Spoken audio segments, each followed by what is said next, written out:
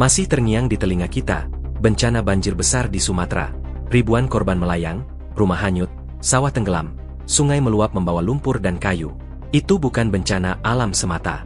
Itu jejak dari hutan yang hilang perlahan, legal, dan terencana. Sekarang, pola yang sama sedang diarahkan ke Papua. Dengan alasan yang sama, pembangunan. Dengan janji yang sama, kesejahteraan. Di Sumatera, sawit datang lebih dulu, bencana menyusul kemudian. Pertanyaannya sekarang bukan lagi apa yang terjadi di Sumatera, tetapi apakah Papua akan menjadi bab berikutnya? Apakah ini benar-benar untuk rakyat, atau untuk segelintir kepentingan? Menurut Anda, apakah pembangunan sawit adalah solusi nyata, atau justru bom waktu bencana berikutnya? Tulis pendapat Anda di kolom komentar, karena setelah ini, Anda mungkin akan bertanya, siapa sebenarnya yang sedang kita biayai, dan siapa yang kita korbankan? Papua bukan sekadar wilayah paling timur Indonesia. Ia adalah ruang ekologis raksasa yang selama ribuan tahun membentuk peradaban manusia dan alam secara bersamaan. Hutan hujan tropis Papua menyimpan jutaan hektar tutupan hutan primer, benteng terakhir keanekaragaman hayati Nusantara, sekaligus salah satu penyimpan karbon terbesar di kawasan Asia Pasifik. Dari lembah hingga pesisir, dari rawa hingga pegunungan, Papua adalah lanskap hidup yang bekerja sebagai satu sistem ekologis utuh. Namun dalam peta kebijakan nasional, Papua kerap dilihat bukan sebagai sistem hidup, melainkan sebagai cadangan tanah, cadangan energi, cadangan ekonomi. Sejak awal integrasinya ke dalam Republik Indonesia, Papua selalu berada dalam pusaran kepentingan negara, mulai dari eksploitasi tambang, pembalakan hutan, hingga proyek-proyek pembangunan skala besar. Papua berulang kali dijadikan lokasi uji bagi kebijakan ekonomi politik nasional. Disinilah logika pembangunan ekstraktif menemukan ruangnya. Negara hadir dengan bahasa pertumbuhan, investasi, dan kepentingan strategis nasional. Sementara suara lokal, adat, dan ekologi seringkali berada di posisi paling akhir dalam hierarki pengambilan keputusan. Dalam 2 dekade terakhir, tekanan terhadap Papua semakin meningkat. Ketika sebagian besar wilayah Indonesia telah mengalami deforestasi masif, Papua tampil sebagai frontier terakhir. Bagi industri ekstraktif, frontier bukanlah ruang perlindungan, melainkan peluang baru. Dan di antara berbagai komoditas yang ditawarkan, kelapa sawit muncul sebagai simbol paling kuat dari ekspansi tersebut. Sawit bukan hanya tanaman, ia adalah sistem ekonomi, jaringan kekuasaan, dan instrumen kebijakan yang melibatkan negara, korporasi, dan pasar global. Narasi negara tentang sawit selalu dibungkus dengan bahasa kemajuan. Sawit disebut sebagai penyerap tenaga kerja, penyumbang devisa, dan kini, sebagai jawaban atas krisis energi. Dalam konteks swasembada energi, kelapa sawit diposisikan sebagai bahan baku utama biodiesel dan bioetanol. Pemerintah melihatnya sebagai solusi strategis untuk mengurangi impor bahan bakar fosil. Namun narasi ini jarang memulai ceritanya dari hutan yang ditebang, sungai yang berubah warna, atau komunitas adat yang kehilangan tanah. Papua, dalam kerangka ini, bukan lagi hutan yang harus dijaga, melainkan lahan yang belum dimanfaatkan. Bahasa kebijakan sering menyebutnya sebagai lahan kosong, lahan tidur, atau lahan marginal. Padahal, bagi masyarakat adat Papua, tidak ada tanah kosong. Setiap jengkal tanah memiliki fungsi ekologis, sosial, dan spiritual. Tanah adalah identitas, sejarah, dan masa depan. Ketika negara menyebut tanah itu kosong, yang dikosongkan bukan hanya ruang fisik, tetapi juga keberadaan manusia yang hidup di atasnya. Sejarah menunjukkan bahwa ekspansi perkebunan besar hampir selalu dimulai dengan redefinisi ruang. Hutan diubah menjadi peta konsesi. Wilayah adat dipetakan ulang menjadi izin usaha. Dalam proses ini, bahasa hukum dan administratif menggantikan bahasa lokal dan pengetahuan adat. Ketika izin dikeluarkan, konflik seringkali menjadi keniscayaan. Papua telah mengalami pola ini berulang kali, dan sawit berpotensi memperluas skala konflik tersebut. Di tingkat global, kelapa sawit adalah komoditas kontroversial. Ia berada di persimpangan antara kebutuhan energi dunia dan krisis lingkungan global. Negara-negara konsumen mendorong energi terbarukan, tetapi dampaknya justru sering dirasakan di negara produsen. Hutan tropis ditebang untuk memenuhi permintaan energi hijau di kota-kota besar dunia. Papua kini terancam masuk ke dalam rantai pasok global tersebut, tanpa perlindungan memadai bagi ekosistem dan masyarakat lokalnya. Papua juga memiliki posisi strategis dalam agenda iklim. Hutan Papua berfungsi sebagai penyerap karbon alami yang sangat penting dalam menahan laju perubahan iklim. Setiap hektar hutan yang hilang bukan hanya kehilangan pohon, tetapi juga hilangnya kemampuan alam untuk menstabilkan iklim. Dalam konteks ini, kebijakan apapun yang membuka peluang deforestasi di Papua seharusnya diperlakukan sebagai keputusan dengan konsekuensi global, bukan sekadar keputusan ekonomi regional. Namun, kebijakan seringkali bergerak lebih cepat daripada refleksi ekologis. Ketika negara menghadapi tekanan ekonomi dan kebutuhan energi, solusi jangka pendek seringkali lebih menarik dibandingkan perlindungan jangka panjang.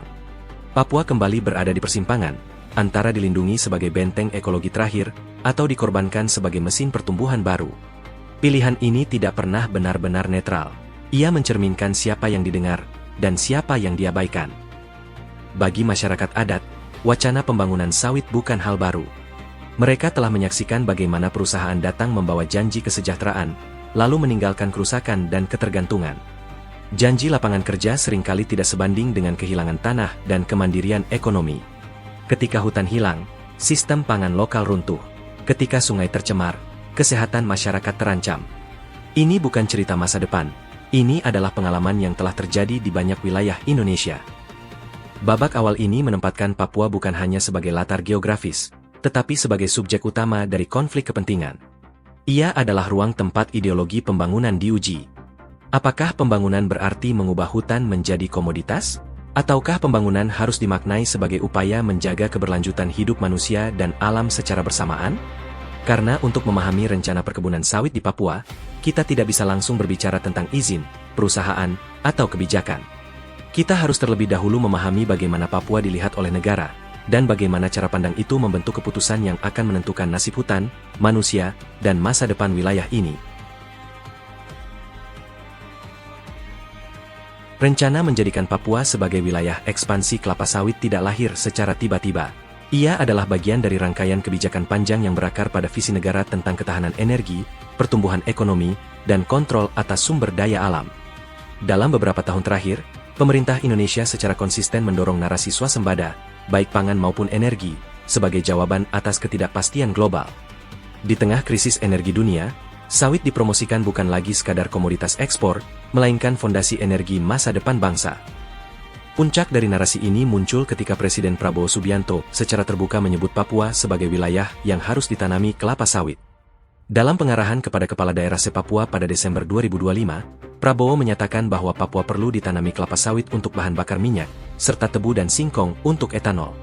Daerah Papua harus ditanam kelapa sawit untuk BBM, ujar Prabowo dalam pernyataan yang kemudian dikutip luas media nasional. Pernyataan ini bukan sekadar wacana spontan, melainkan sinyal politik yang kuat tentang arah kebijakan negara. Bahasa yang digunakan Presiden mencerminkan cara pandang negara terhadap Papua.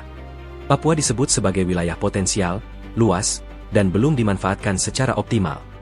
Dalam logika kebijakan ini, hutan diperlakukan sebagai cadangan yang dapat dialihfungsikan demi kepentingan nasional yang lebih besar. Tidak ada penjelasan rinci tentang batas ekologis, kapasitas sosial, atau dampak jangka panjang. Yang muncul adalah urgensi, bahwa negara harus bergerak cepat untuk memenuhi kebutuhan energi.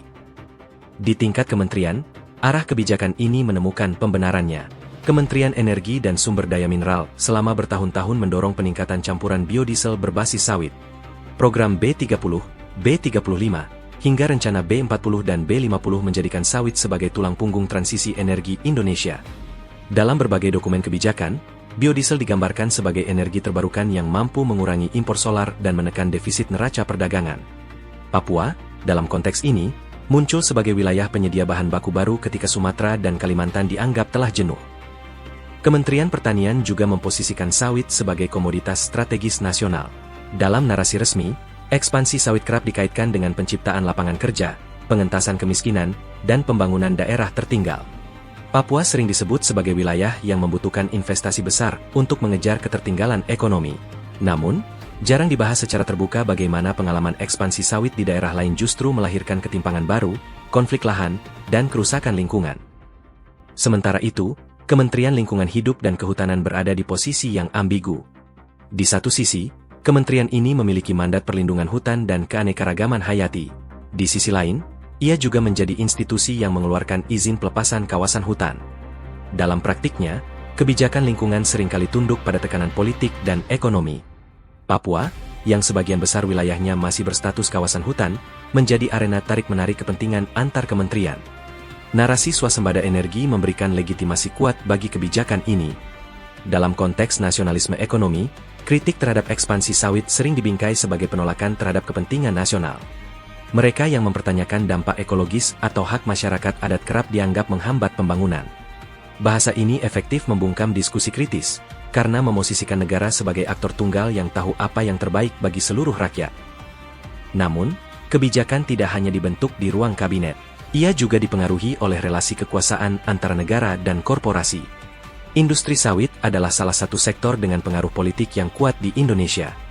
Dari pembiayaan kampanye hingga lobi kebijakan, sawit memiliki akses langsung ke pusat kekuasaan. Dalam konteks ini, kebijakan ekspansi sawit di Papua tidak bisa dilepaskan dari kepentingan industri yang mencari wilayah baru setelah ruang ekspansi di wilayah lain semakin terbatas. Jejak kebijakan ini juga terlihat dalam cara negara merespons kritik. Ketika organisasi lingkungan dan masyarakat adat menyuarakan kekhawatiran, pemerintah cenderung merespons dengan janji bahwa pembangunan akan dilakukan secara berkelanjutan dan tidak akan merusak hutan primer. Namun, janji ini jarang disertai mekanisme pengawasan yang transparan. Pengalaman masa lalu menunjukkan bahwa perbedaan antara janji kebijakan dan praktik lapangan seringkali sangat lebar. Papua menjadi contoh ekstrim dari ketimpangan informasi dalam proses kebijakan. Banyak komunitas adat tidak mendapatkan akses terhadap dokumen perencanaan, peta konsesi, atau analisis dampak lingkungan. Keputusan strategis diambil di Jakarta, sementara dampaknya dirasakan ribuan kilometer jauhnya. Dalam kondisi ini, persetujuan masyarakat seringkali bersifat formalitas, bukan hasil dari proses partisipatif yang sejati. Babak ini memperlihatkan bahwa rencana perkebunan sawit di Papua bukan sekadar proyek ekonomi, melainkan hasil dari konstruksi kebijakan yang melihat alam sebagai instrumen negara. Kebijakan tersebut dibangun melalui bahasa urgensi, nasionalisme, dan pembangunan, sambil menyingkirkan pertanyaan mendasar tentang keadilan ekologis dan sosial. Papua kembali ditempatkan sebagai objek kebijakan, bukan subjek yang memiliki suara setara. Jejak kebijakan negara ini penting untuk dipahami, karena ia menjadi fondasi dari seluruh konflik yang akan muncul. Tanpa memahami bagaimana kebijakan dibentuk, siapa yang terlibat, dan bahasa apa yang digunakan untuk membenarkannya, kita tidak akan mampu membaca apa yang sebenarnya dipertaruhkan di Papua. Dari sinilah, cerita berlanjut ke aktor berikutnya, perusahaan dan modal, yang bergerak cepat mengikuti arah kebijakan negara.